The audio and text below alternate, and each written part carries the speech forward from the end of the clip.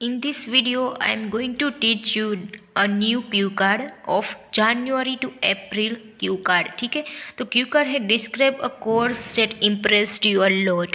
Here you can talk about various courses that are available in the India, such as you can talk about learning a French language, English language, and also you can talk about cooking. ठीक है, तो ये सारे course के बारे में आप बोल सकते हैं। यहाँ पर मैं सबसे इजी मैंने आपके लिए सैम्पल आंसर प्रिपेयर किया है। OP8 बैंक का सैम्पल आंसर है। तो आइए देखते हैं सैम्पल आंसर। सबसे पहले हम क्वेश्चन रीड कर लेते हैं। Describe a course that impressed you a lot, which what the course was about. ये जो कोर्स है वो बेसिकली किस पे डिपेंड है या फिर किसके आधारित है। ठीक है, आपको कोर्स का नाम बताना है। उसके बाद आपको बोलना है where you took the course, अपने उस जगह का नाम यहाँ पर बोलना है। उसके बाद है what you did during the course, आपने ये कोर्स के दरमियान आपने क्या कहा, वो सारी चीज़ें यहाँ पर मेंशन करनी होगी। उसके बाद है explain why you interested you a lot. So here you need to explain and mention your opinion about this course. तो चलिए स्टार्ट करते हैं। अभी तक आपने हमारे channel IELTS tips and tricks को सब्सक्राइब नहीं किया है तो आप कर सकते हैं। तो चलिए देखते हैं। I have always been interested in acquiring different things as it gives me fascinating experience. So here I have used acquiring, which is a synonyms of gaining or learning. ठीक है, तो यहाँ पर मैंने acquiring का यूज़ किया है। Here I would like to talk about swimming course. अब देखिए, अगर आपको स्विमिंग कोर्स नहीं बोलना है तो आप लैंग्वेज कोर्स के बारे में बोल सकते हैं। ठीक है, कुकिंग के बारे में बोल सकते हैं, या फिर कहीं सारे ऐसे कंप्यूटर बेस्ड कोर्स भी आते हैं, वो भी आप यहाँ पर बोल सकते हैं। आप इंस्टाग्राम इन्फ्लुएंसर होता है, वो भी एक टाइप का कोर्स होता है, उसके बाद आप अप्लाई कर सकते हैं। तो कहीं सारे कोर्स अवेलेबल है। ठीक है, आपको जो मन चाहे वो बोल सकते हैं। यहाँ पर मैं स्विमिंग कोर्स के बारे में बोल रही हूँ।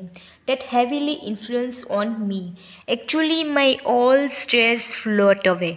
फ्लोट अवे का मतलब ये होता है कि रिमूव हो जाता है when I am in the water.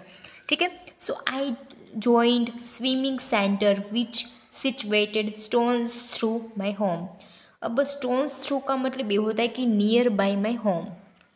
Course price was reasonable, that was around, यहाँ पर देखें कोर्स प्राइस को आपको मेंशन करना होगा। ठीक है, कि कितनी है, क्योंकि आपने कोर्स किया है तो डेफिनेटली उसकी फ़ीस तो होगी ही।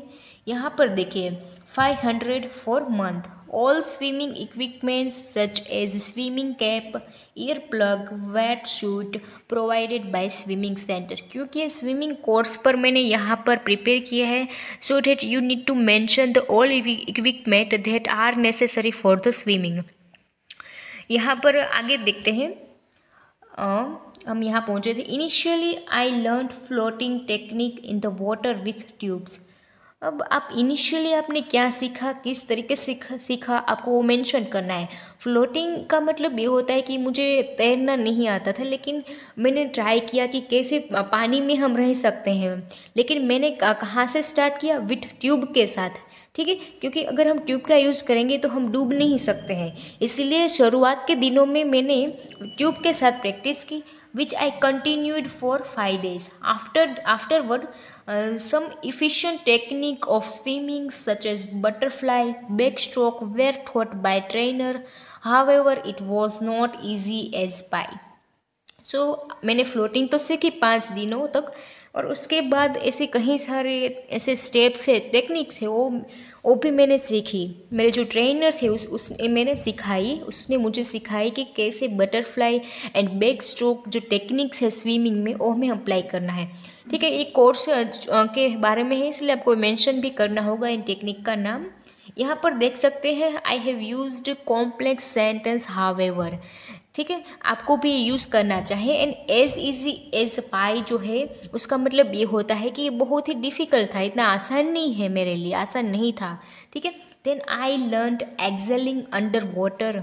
उसके बाद अगर आपको मालूम होगा कि पानी के नीचे जाकर हमें श्वास को होल्ड करना है, अपने जो ब्रीथ है उसको होल्ड करना है, तो उसे हम एक्सेलिंग अंडर वाटर कहते हैं, ठीक है। Then I learned exhaling under water.